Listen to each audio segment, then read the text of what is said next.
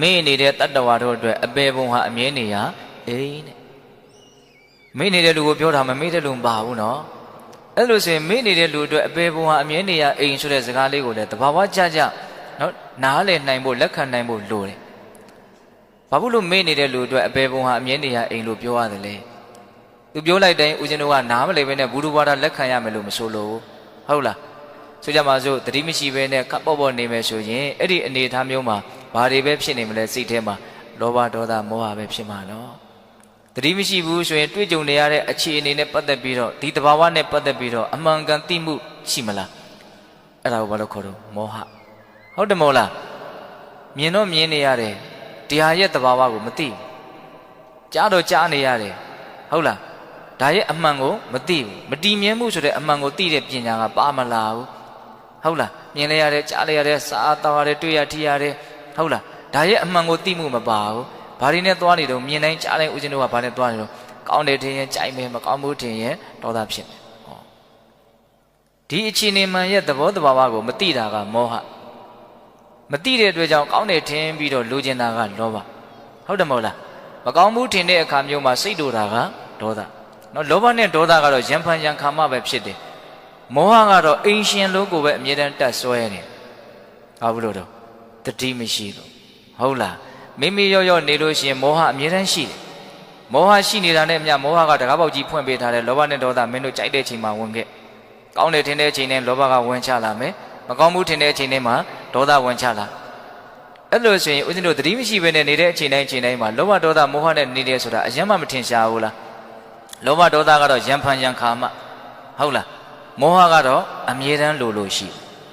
အဲ့လိုဆိုရင်ပိဋကတို့ရဲ့ခေါင်းထဲမှာလည်းပဲလောဘဒေါသမောဟဆိုတဲ့မျိုးစေ့ဟာဘလို့အပင်ကိုပေါက်စီမလဲဆိုတဲ့ခွဲတန်းကလေးကပိဋကတို့နားလည်ထားပြီးသားလောဘနဲ့သေဘာပြေလို့ကြားဘူးပြိတ္တာပြေငငယ်လေးကစားကြားဘူးနော်ဒေါသနဲ့သေငရဲပြေ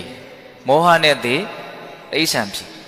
ဒါလေးကိုလည်းတဘာဝကြကြလက်ခံနိုင်ဖို့လိုသေးတယ်ဆိုကြပါစို့လောဘဆိုတာဘယ်လိုသဘောရှိတော့လောဘဆိုတာစားလောင်မှုတ်သိတဲ့သဘောရှိတယ်အာယုံကိုစားတာသမင်းစားသလိုရေးစားသလိုစားတာတစ်ခါတလေဟုတ်တယ်ဒါကြောင့်ပိပါဒဆိုတဲ့စကားလုံးနဲ့လည်းမြတ်စွာဘုရားလောဘကိုပုံဖော်ဟောတာရှိတယ်ပိပါဒဆိုတာစားလောင်မှုတ်သိခြင်းကိုရီးယားကလေးဗာလေးများကြည်ကနေမင်းမြန်းပြတ်သွားတယ်ဆိုဘလောက်စားတော့ဒုက္ခကိုအကြီးကျယ်ရောက်ဟုတ်လားစားတာနော်မကြားရမနေနိုင်မကြည့်ရမနေနိုင်စားတာလောဘဆိုတာဘယ်လိုသဘောရှိတော့စားတဲ့သဘောရှိတယ်ဒါနဲ့ရင်ပြိတ္တာဆိုတာကောဘယ်လိုဘဝမျိုးလဲစားနေတဲ့ဘဝပဲလေဟုတ်တယ်မဟုတ်လားစားလောင်မှုသိနေတဲ့ဘဝပဲလေပြိတ္တာဆိုတာစားနေတဲ့သဘောကစားနေတဲ့ဘဝကိုဖန်တီးတာဘာစမ်းကြယ်တယ်လို့ဆိုနိုင်တယ်လဲဩတဘာဝကြကြအဲ့လိုတွေးရမှာနော်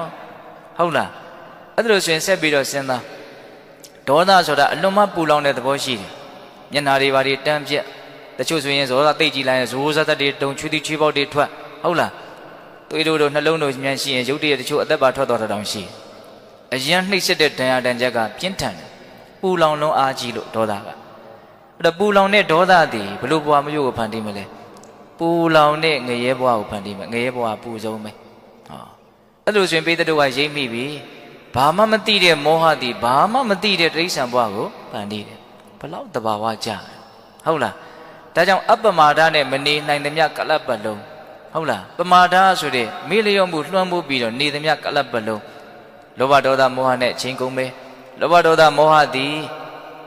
ဘာအပင်ကိုပေါက်စေမဲ့မျိုးစေ့တယ်အပေဘုံဆိုတဲ့အပင်ကိုပေါက်စေမဲ့မျိုးစေ့ပဲဒါကြောင့်ဓမ္မတက္ကရာဆရာကြီးကပြောတာပေါ့နော်မေ့နေရင်တော့အဲ့ဒီလူအတွက်အပေဘုံဟာအမြဲနေရအိမ်မယ်တဲ့အချိန်တန်ရင်အိမ်ပြန်ရမယ်ဆိုတဲ့စကားတစ်ခွန်းရှိရဲ့နော်အချိန်တန်ရင်ကိုပြန်ရမယ့်အိမ်ဟာဘလို့အိမ်လဲဆိုတာကိုတွေးကြည့်ဖို့လိုမယ်ဘယ်သူပုံမှန်မူတည်မတော့ကိုပုံမှန်မူတည်မှာနော်ကိုကမိမိရောနေမယ်ဆိုရင်တော့ကိုပြန်ရမယ့်အိမ်ဟာအပေပုံပဲမိမိရောမနေဘူးသတိလေးနဲ့နေမယ်တကယ်ကိုဂယုစိုက်ပြီးတော့နေမယ်ဆိုရင်တော့ကိုပြန်ရမယ့်အိမ်ဟာအပေပုံမဟုတ်ဟုတ်လားဒါကြောင့်ပိဿပေါင်းသူတော်ကောင်းတို့ကိုပြောချင်တာကအကုသိုလ်အကြီးတွေကိုလုပ်နေမှဆင်းရဲဒုက္ခအကြီးကြီးတွေဖြစ်အောင်လုပ်ရရောက်တဲ့အတွက်ကြောင့်ကိုဟာကိုယ့်ရန်သူဖြစ်သေးတာမဟုတ်သေးဘူးမိမိရောပေါ်ပေါ်ဆားဆားနေမယ်ဆိုရင်လည်းပဲအနာဂတ်ကိုအယုတ်ဆိုးအကြီးတက်အောင်ကြိုတင်ပြီးတော့လုပ်နေတာဖြစ်တဲ့အတွက်ကြောင့်ကိုဟာကိုယ့်ရန်သူဖြစ်နေစေပဲဟောအဲ့ဒါကိုတွေးမိသေးချင်တာ